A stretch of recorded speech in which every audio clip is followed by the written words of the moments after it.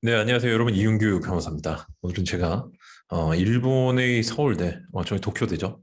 이제 거기 이제 농구 선수였는데 이제 암기법을 익혀가지고 이제 공부는 사실 암기더라 이렇게 이제 말씀하시는 분인데 그분 한번 소개를 해드리려고 해요. 일단 요런 말이 있어요. 서문에 나오는데 살아있는 동안 그 누구에게나 기회는 온다. 나는 고등학교 시절 공부하고는 담을 쌓은 학생이었습니다. 일주일 내내 농구부에서 농구를 하며 시간을 보냈습니다. 고3이 되니까 근데 주위에서 공부는 언제 할 거니라는 걱정이 쏟아지기 시작했습니다.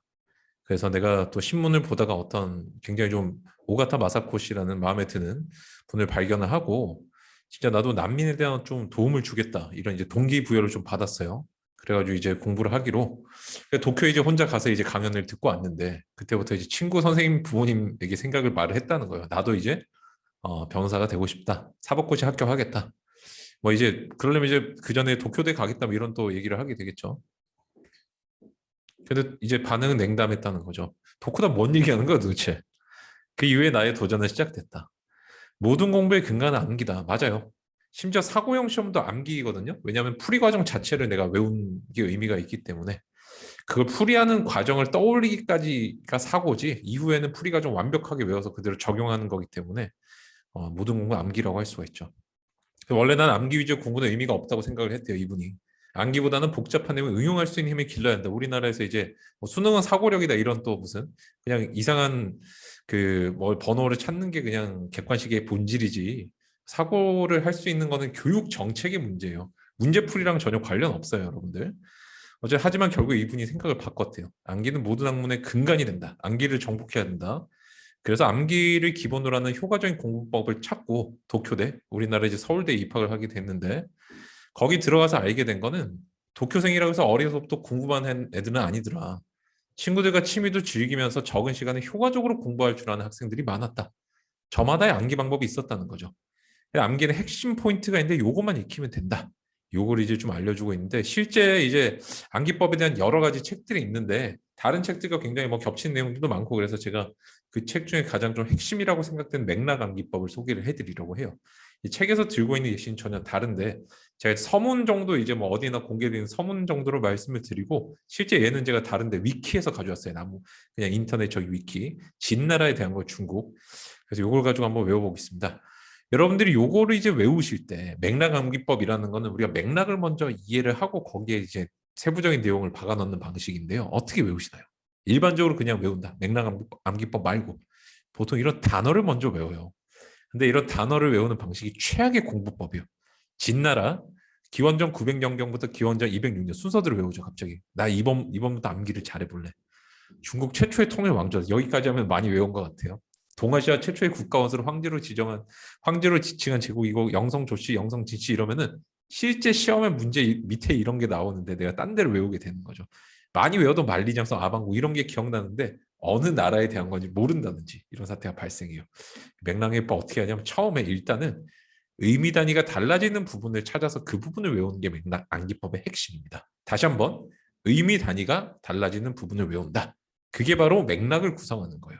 내가 예를 들어서 봄, 여름, 가을, 겨울에 대한 시조가 있다라고 한다면 또는 여러분들이 많이 아시는 정철의 청산별곡 뭐 이런 것들 아시죠? 그죠? 관동별곡인가요?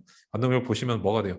임금님께서 저기 관동 저기 강원도인가요? 어디로 가라고 그러니까 이제 발령을 내신 거죠. 그래서 그 이야기의 흐름은 그렇죠. 내가 그 소식을 듣고 임금님을 찾아갔다가 돌아서 나와서 그 새로운 지역으로 간다. 이런 내용이거든요. 그래서 맥락이 임금님이 어디 가라고 했다. 인사를 드렸다. 거기 도착했다. 가는 길 도착했다. 이렇게 네 개의 맥락으로 이루어지는 거죠. 봄, 여름, 가을, 겨울도 이제 이런 식으로 나눠지는 거예요. 그죠? 그런데 이런 데서도 내가 이제 그런 맥락을 발견해야 된단 말이에요. 어디가 의미가 달라지는지를 찾으면 됩니다. 한번 볼게요. 전 이렇게 보이는 것 같아요. 이 부분 연습이 좀 필요해요.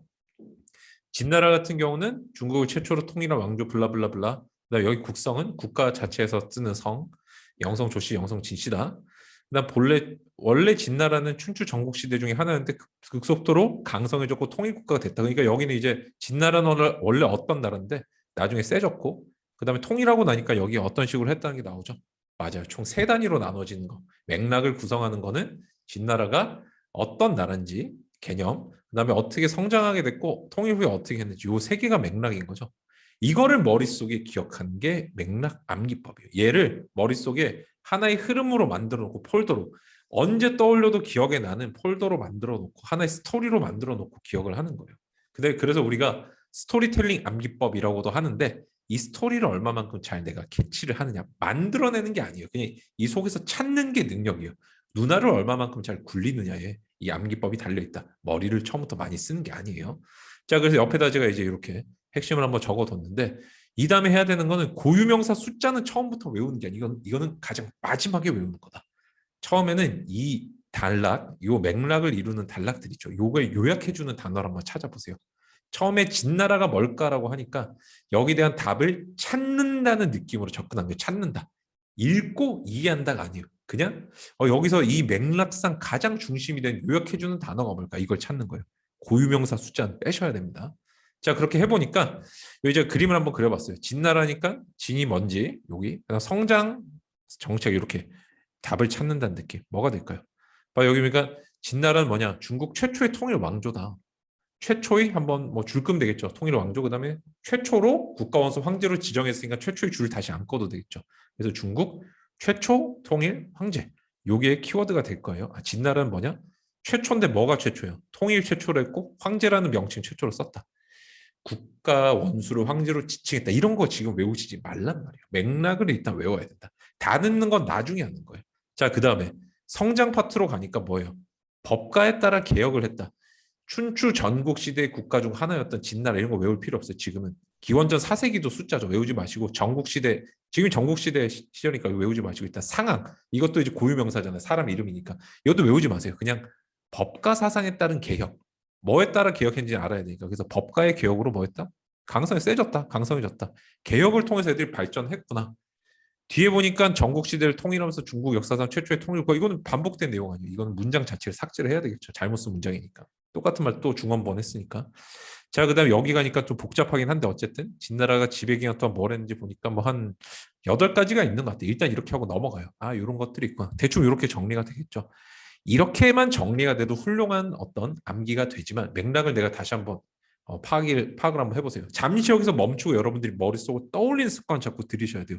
암기는 머릿속에 뭘 암기 이렇게 집어넣는 게 아니라 하나를 집어넣고 한 층을 한번 깔고 맥락을 한번 깔고 머릿속에 요 맥락을 깔고 머릿속으로 되새김질을 해봐야 돼요. 잘 외워졌나? 진나라니까 총 내가 몇 파트를 외워야 될지 어떤 맥락을 외워야 될지 어떤 스토리를 외워야 될지 진나라가 뭔지 그 다음에 걔가 어떻게 성장했는지 그 다음에 어떤 정책을 펼쳤는지 자, 그 다음 단계 뭐예요? 여기서 또 잠시 멈추고 읽었으니까 밑에 이제 또 한 개 테트리스 하듯이 한 개 더 붙여야 되죠.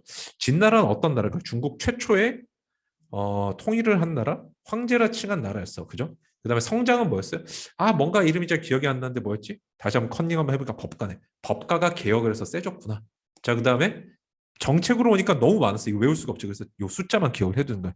한 8가지 정책을 펼쳤다 이렇게 됐죠. 여기서 딱 스톱을 하시고 머릿속으로 다시 떠올린 습관. 요게 머릿속에 어느 정도 그려지면 맥락이 외워진 거예요, 이제. 여긴 8가지라고 생각을 하면 되죠.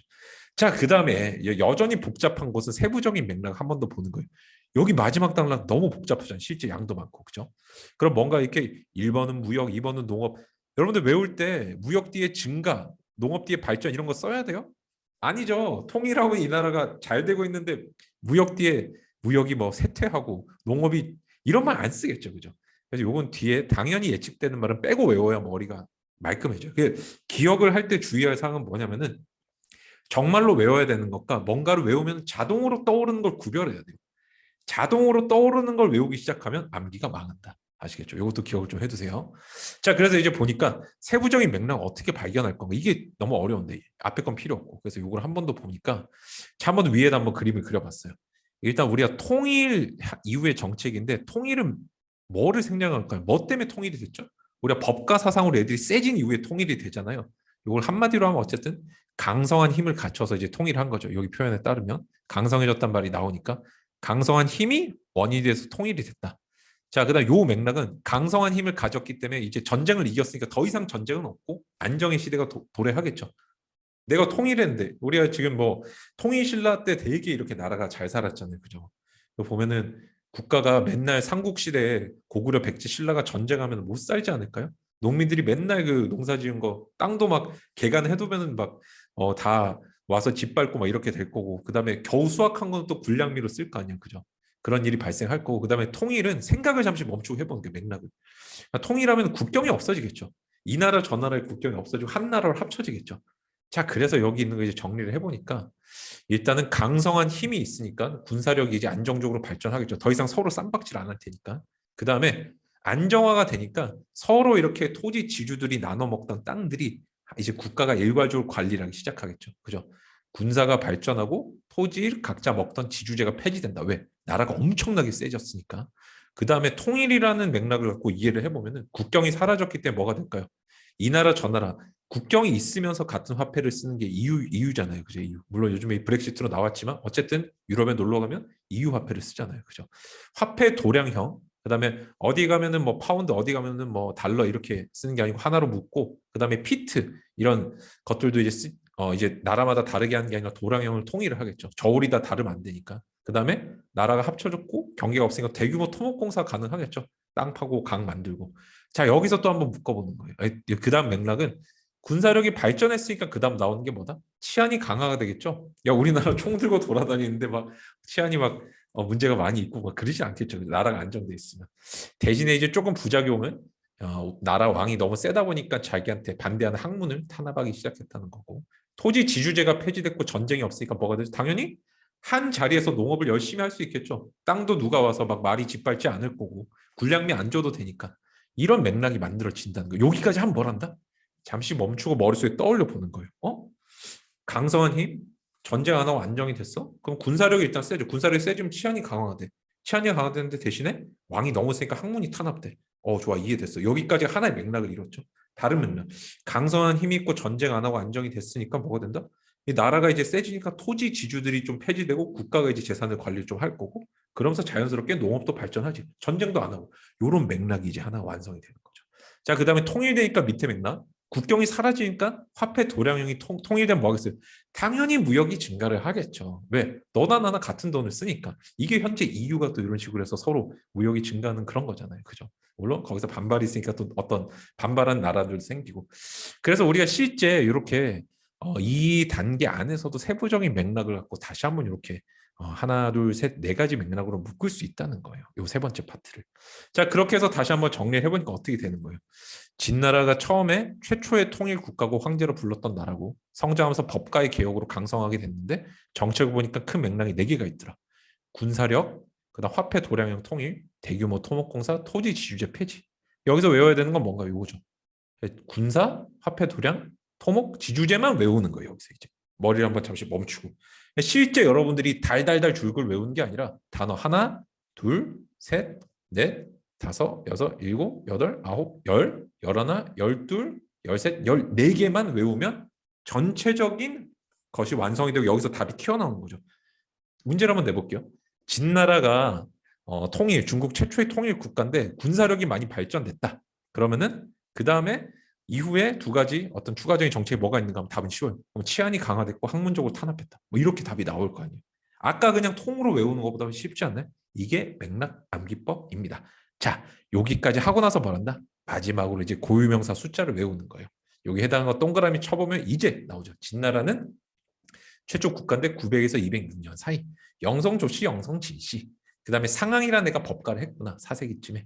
221년 진시황이 있었구나. 요거를 이제 반복해서 계속 따로 정리하고 나서 외우는 거예요. 처음부터 요거를 다 외우는 게 아니라는 거예요. 그래서 처음부터 요 숫자나 어떤 고유명사를 동그라미 쳐서 외우는 분들은 이런 내가 이 지식을 담을 폴더 요 이제 요 밑에 제가 따로 적지는 않았는데 이게 없기 때문에 지식이 다 흩어져요. 그렇기 때문에 아무리 외워도 이것들이 이렇게 섞이지가 않고 그러니까 다 섞여버려 가지고 내가 분류가 되질 않고 원하는 때 뽑았을 수가 없는 거예요. 그러니까 진짜 열심히 외웠는데 나는 기억력이 안 좋다는 소리를 들어요. 왜? 문제를 못 푸니까. 아시겠죠? 그래서 정말 중요한 거는 문제를 잘 푸는 사람이 기억력이 좋다는 말을 듣는 거지. 기억력이 정말 좋은 사람이 문제를 잘 푸는 건 아니에요. 너무 기억력이 좋은 문제를 잘 풀 수 있죠. 사람 다 똑같아. 평범해. 저도 마찬가지고 여러분도 마찬가지죠. 그죠?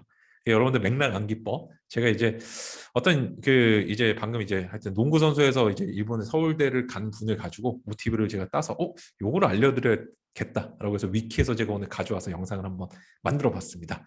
이분의 이제 합격 속에서 배울 점은 하여튼 전환, 인식의 전환을 가져오고 암기가 모든 공부의 근간이라는 걸 인정하고 나니까 내가 좋은 암기법을 찾게 됐고 새로운 좋은 방법을 찾게 됐고 그게 나의 꿈으로 연결을 해줬다는 거죠.